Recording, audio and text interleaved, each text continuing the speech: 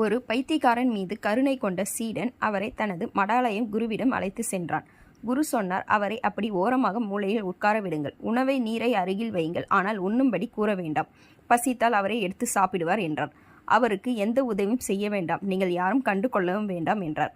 அவர் கத்துவார், கற்களை வீசுவார், ஆனால் அவரை யாரும் கண்டு கொள்ளவில்லை. சீடர்கள் அவர் வேலையை பார்த்தனர். அந்த பைத்தியக்காரருக்கு எதிர்வினையாற்றுவது இல்லாது போனது.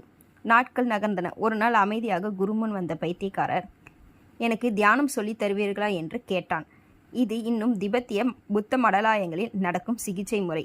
எதிர்வினையற்ற யாரும் இல்லை என்றால் அவர் அமைதியாகி விடுவார்கள் என்கிறார்கள் திபெத்திய லாமாக்கள்.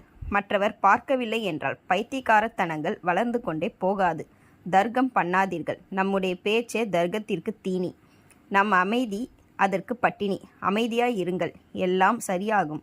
ஒருவேளை சரியாகவில்லை என்றாலும் பரவாயில்லை, நீங்கள் சரியாக இருப்பீர்கள். நிதானம் நீளமானது.